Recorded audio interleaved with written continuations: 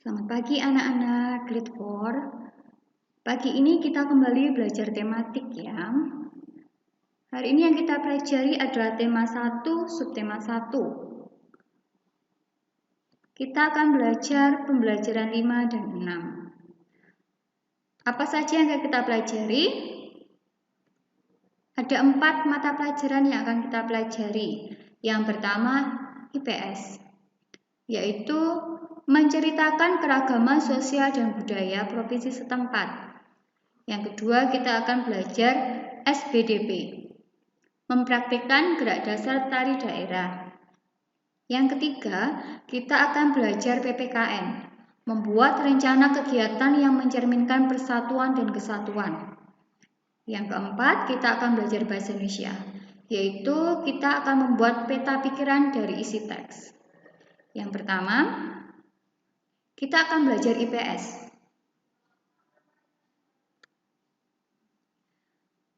Untuk pertemuan kemarin, kita belajar tentang keragaman budaya. Ya, keragaman budaya bermacam-macam.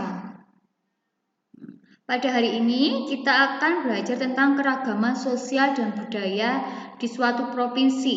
Yang kita bahas adalah Provinsi Bali. Coba kalian perhatikan. Ini adalah Pulau Bali. Siapa yang pernah datang ke Bali, yang pernah berlibur di Pulau Bali? Pasti sudah banyak dari kalian yang pernah ke sana ya. Pulau Bali adalah salah satu pulau terkecil yang ada di Indonesia. Ya, tapi di Pulau Bali banyak tempat wisata yang sangat indah yang bagus kalau kita kunjungi. Ya, banyak para wisatawan, banyak orang yang dari luar, orang asing yang datang ke Pulau Bali untuk berlibur karena keindahan pariwisata yang ada di Pulau Bali. Sekarang keragaman sosial dan budaya apa saja yang ada di Pulau Bali? Coba kalian sebelum kita bahas, di Provinsi Bali ini memiliki ibu kota. Bali, ibu kotanya adalah Denpasar. Di mana Denpasar? Coba kalian perhatikan. Denpasar adalah ibu kota Bali. Sekarang keragaman yang pertama akan keragaman yaitu suku Bali Aga. Jadi suku Bali Aga ini adalah suku asli yang ada di Pulau Bali.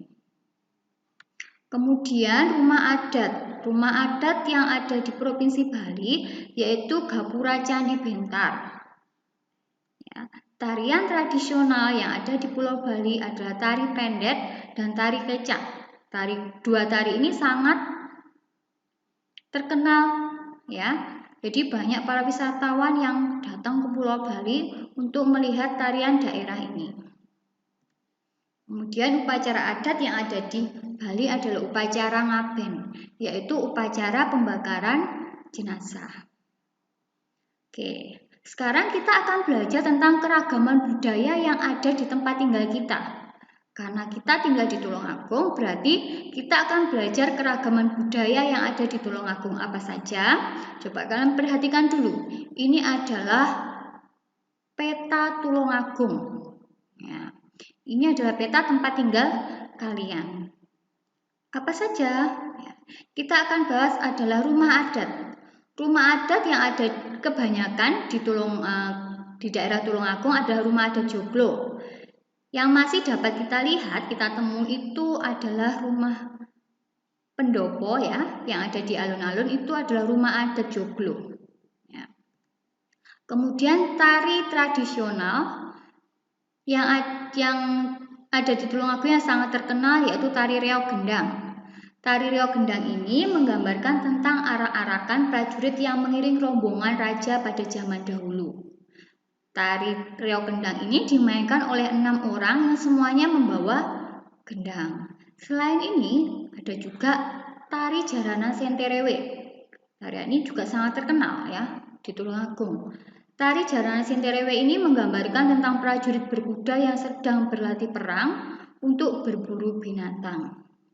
Dari dua tarian ini kalian pasti sudah pernah melihat ya, karena setiap memperingati hari memperingati ulang tahun Tulungagung, biasanya tari ini selalu tampil ya. Kita bisa melihatnya. Nah, selain rumah adat, selain tarian, kita juga ada beberapa upacara adat yang ada di Tulungagung. Yang pertama, siraman pusaka tombak Kiai Upas. Siraman pusaka tombak Kiai Upas ini adalah tradisi memandikan pusaka. Tradisi ini bertujuan untuk melestarikan budaya leluhur. Yang kedua adalah upacara adat manten kucing. Kalian pernah lihat? Nah, coba kalian lihat gambar itu. Gambar itu ada sepasang laki-laki dan perempuan yang sedang membawa kucing. Ya. Upacara adat ini biasanya dilakukan di daerah Pelem, Kecamatan Campur Darat. Upacara ini bertujuan meminta hujan ketika musim kemarau.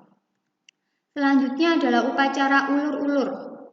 Upacara ini adalah bentuk rasa syukur atas rezeki berupa air telaga buret yang terus melimpah. Jadi di daerah Campur Darat, di Kecamatan Campur Darat ini ada air telaga buret ya. Air telaga buret ini selalu melimpah airnya.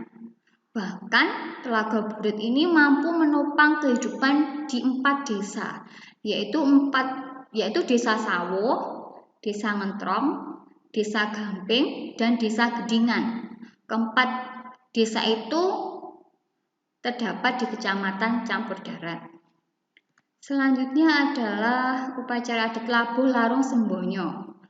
Upacara ini dilaksanakan di Pantai Karanggongso, yaitu yang ada di Perigi. Upacara yang dilaksanakan sebagai bentuk rasa syukur nelayan terhadap hasil tangkapan yang melimpah dan keselamatan saat mereka melaut.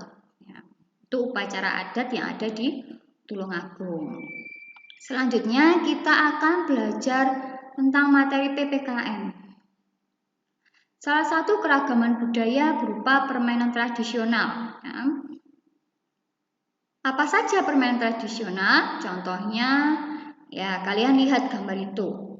Gambar yang ada di slide-nya Mi Devi, itu ada permainan egrang, permainan peta umpet, gobak sodor, lompat tali, dan bermain kelereng. Ya, masih banyak lagi permainan tradisional lainnya.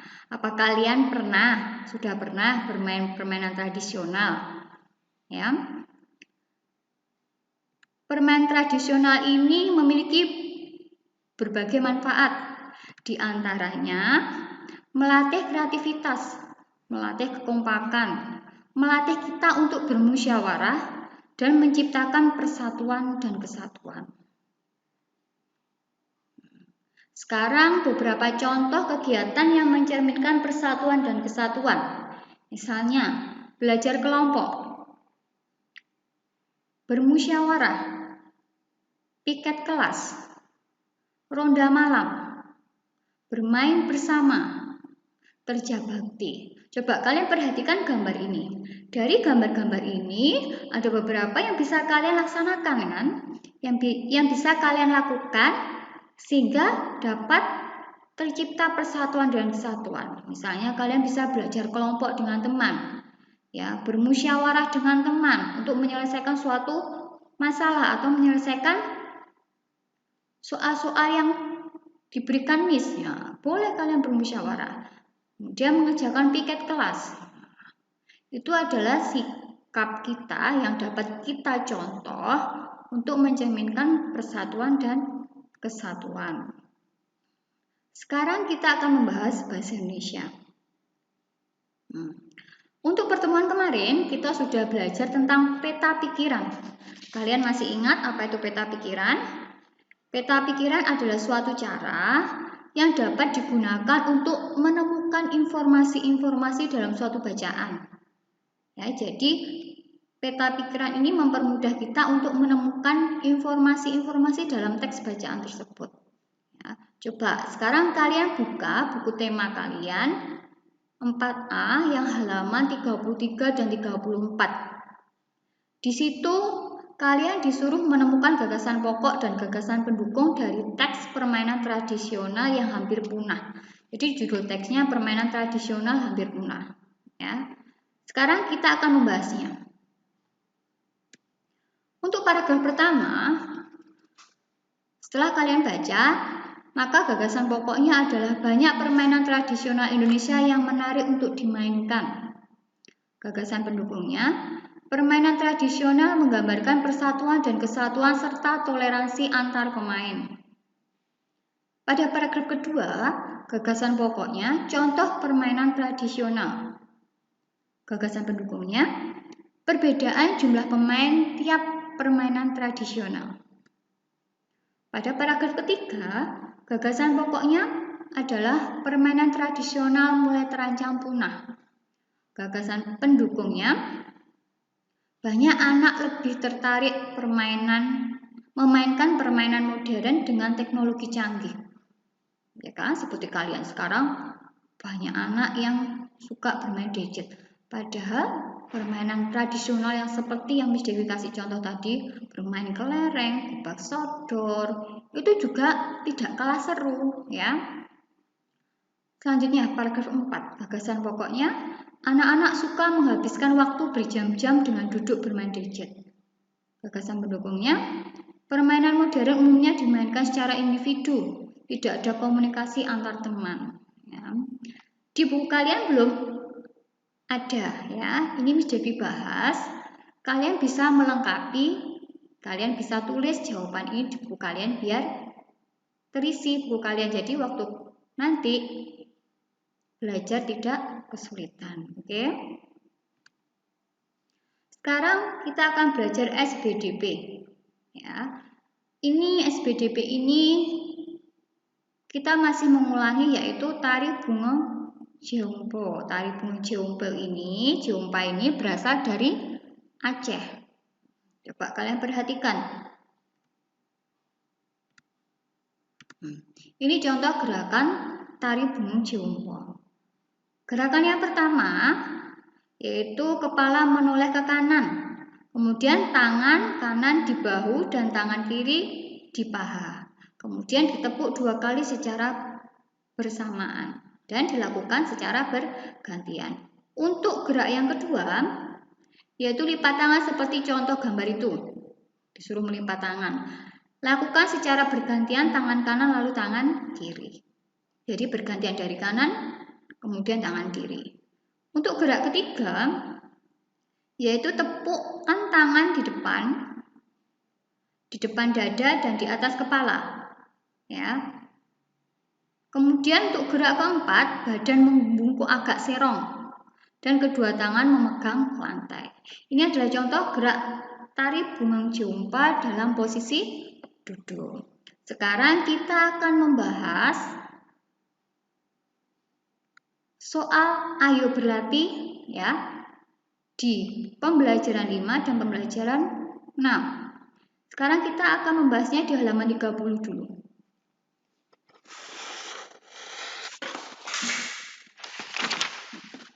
Coba, sekarang kita lihat nomor 1. Kalian siapkan buku kalian ya. Kita akan membahasnya.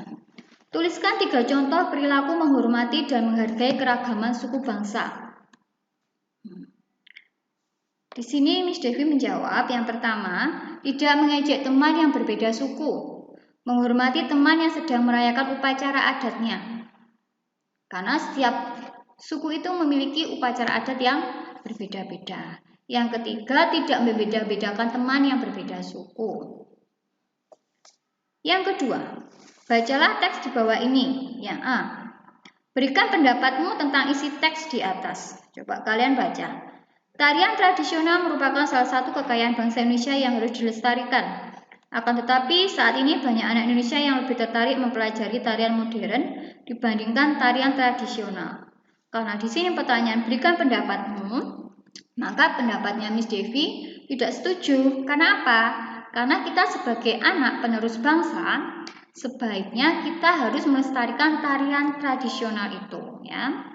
Sekarang yang B, sebagai generasi penerus bangsa, apa yang sebaiknya kamu lakukan terhadap keragaman seni tari tradisional? Yang pertama, kita bisa ikut menyaksikan pertunjukan seni tari tradisional. Kita mempelajari seni tari tradisional. Pertanyaan ketiga, jelaskan gerakan tari Bungong Jeompa sesuai gambar berikut. Yang pertama, kalian bisa melihat tadi yang sudah dijelaskan tadi. Kepala menoleh ke kanan, letakkan tangan kanan di bahu dan tangan kiri di paha. Tepukkan 2 kali secara bergantian, lakukan secara bergantian kanan dan kiri. Hitungan 4 kali 8. Kemudian yang B, badan membungkuk agak serong dan kedua tangan memegang lantai. Dimulai dari posisi kanan lalu ke kiri. Hitungan 2 kali 8. Sekarang yang keempat. Haruskah kita melestarikan tari Bungong Jeompa? Jelaskan pendapatmu. Miss Devi, kita harus melestarikan. Karena apa? Karena tari Bungong Jeompa adalah tari tradisional. Tari tradisional ini adalah salah satu keragaman budaya yang harus kita lestarikan sebagai penerus bangsa. Karena kita sebagai penerus bangsa. Kemudian kalian buka di halaman 36. Kita akan membahasnya. Ayo berlatih. Yang nomor 1. Apa perbedaan gambar nomor 1 dan gambar nomor 2? Coba kalian lihat gambar 1 dan gambar 2. Yang gambar 1 itu adalah anak-anak yang sedang bermain dengan kerjasama. Mereka kerjasama ya. Sedangkan gambar yang kedua, anak-anak itu sedang bertengkar ya. Saat bermain mereka sedang bertengkar. Yang B, bagaimana seharusnya bekerja sama dengan baik sesuai gambar di atas? Jadi sebaiknya kita harus bekerja sama tanpa membedakan suku agama. Kemudian kita harus mau meminta maaf jika kita bersalah, ya. Jadi pertengkaran itu tidak akan terjadi. Yang C, jelaskan sikap persatuan dan kesatuan yang terjalin pada peristiwa di kedua gambar. Nah, jadi dengan kita saling bekerja sama, maka akan tercipta persatuan dan kesatuan. Sekarang nomor 2. Buatlah sebuah rencana kegiatan yang mencerminkan sikap persatuan dan kesatuan.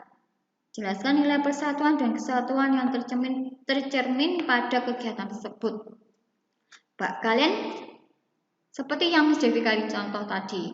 Kalian bisa bekerja kelompok, bermusyawarah, piket kelas, banyakkan kegiatan yang mencerminkan persatuan kesatuan. Nah, di sini Miss Devi hanya memberi contoh, ya. Coba, ini punya Miss Devi. Nama kegiatannya belajar kelompok. Pesertanya siapa? Miss Devi, Miss Dia, Miss Riani. Tujuan kegiatannya apa? Kita belajar kelompok, tujuannya mengerjakan tugas bahasa Indonesia. Kemudian kegiatan apa yang dilakukan? Nah, karena mengerjakan tugas berarti menjawab pertanyaan-pertanyaan yang ada di buku bahasa Indonesia, misalnya di halaman 10. Nah, bentuk kerjasamanya apa? Kita saling mengeluarkan pendapat untuk menyelesaikan pertanyaan-pertanyaan tersebut. Itu contoh rencana kegiatan yang Miss Devi buat. Kalian bisa membuat rencana kegiatan yang kalian ingin lakukan, ya. Oke, sekarang nomor 3. Carilah teks berisi beberapa paragraf di buku pelajaran atau koran. Salilah teks tersebut di buku tulismu. Tuliskan gagasan pokok dan gagasan pendukung teks tersebut. Ini Miss Devi juga beri contoh ya. Ini misalnya teksnya Miss Devi. Nah, ada Miss Devi ambil 1 paragraf dari bacaan. Olahraga renang memiliki manfaat bagi kesehatan tubuh. Olahraga ini dapat melindungi diri dari stres dan ketegangan. Untuk itu, berenang sangat dianjurkan untuk dilakukan oleh setiap orang tanpa batas umur.